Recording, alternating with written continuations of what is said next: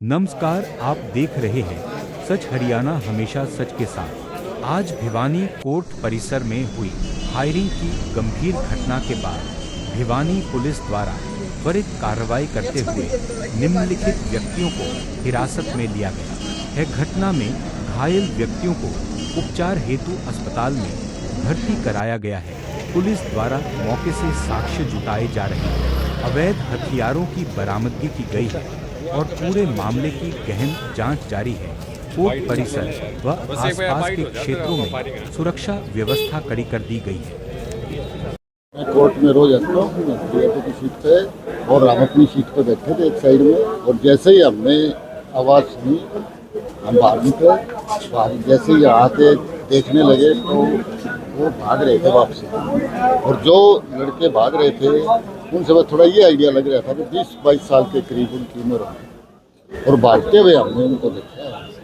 पीछे पुलिस भी खड़ी हुई थी। बिल्कुल, उसके जस्ट 10 सेकंड के बाद पुलिस भी आ गई, और पुलिस भी उनके पीछे भाग गई। तो किस तरह की आवाज़ थी? गोली की आवाज़ थी? क्या थी? क्या हमने एक ही गोली की आवाज़ सुनी, सेकंड गोली की आवाज़ नहीं आई। बाद में हमने उसको पीठ की तरफ से देखा भागते हुए। हथियार वगैरह थे सर उनके हाथ में? बिल्कुल, दोनों के हाथ में हथियार थे। हम तो ये भी नहीं बता सकते पिस्टल थे, कट्टे थे, इन चीज़ों की हमें कोई जानकारी तो है नहीं। क्या नाम है सर आपका? मेरा नाम महेंद्रपाल यादव है। मैं स्वतंत्रता सेनानी उत्तराधिकारी कल्याण संगठन का प्रधान हूँ। धन्यवाद। के अंदर बिल्कुल साफ सुथरा आपका कोर्ट परिसर, आपको साफ सुथरे वकीलों की बातें, तो फिर आप आपकी आज हालत ये है कि वहाँ कभी यहाँ पे गोली कांड हो जाता है, कभी यहाँ पे गोली कांड हो जाता है, तो क्या मानते हैं, क्या महसूस करते हैं, कि क्या देखते हैं? देखिए, ये तो असामाजिक तत्व हैं, उनकी पता नहीं है क्या गैंगवार चल रही है। लगातार 3-4 महीने के दौरान दूसरी बार कोर्ट परिसर में गोली चली। पहले जो गोली चली थी उसमें एक व्यक्ति की हत्या भी हो गई थी। काफ़ी दिनों बाद PGIS रोहतक में उसने दम तोड़ दिया था। आज फिर गोली चली है परिसर में।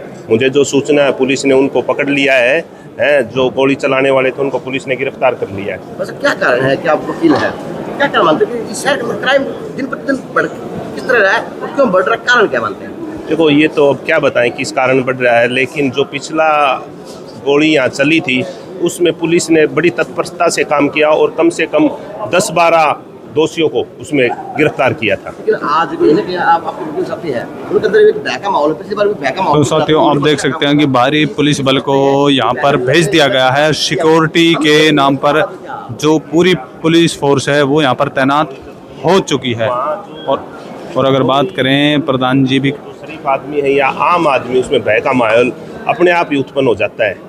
तो आप किस प्रकार से आप प्रधान होने के नाते वकीलों साथियों का जो सेफ्टी पर्पज की बातें हैं, किस तरह से करने का काम करेंगे? गेट सारे खुले आपके। देखिए, ये जो सेफ्टी का मुद्दा है, अपराधियों को इसकी नकेल कसने का काम तो सिर्फ पुलिस ही करती है, और सामाजिक ताना बाना और संविधान के माध्यम से पुलिस ही अपराधियों पर नकेल कसती है। आम आदमी इसमें कोई सिर्फ पुलिस का सहयोग कर सकता है, अपराधियों को आम आदमी कैसे रोक सकता है? अगर प्रधान जी बात करें, क्राइम हरियाणा में बढ़ रहा है या क्या?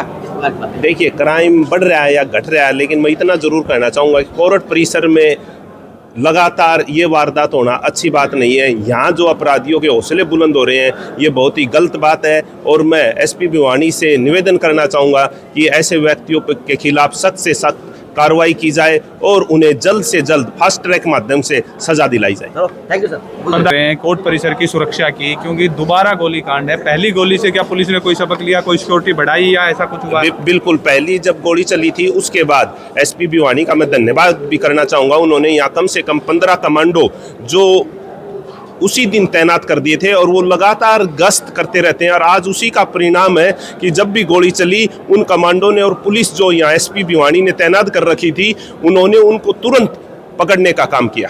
धन्यवाद।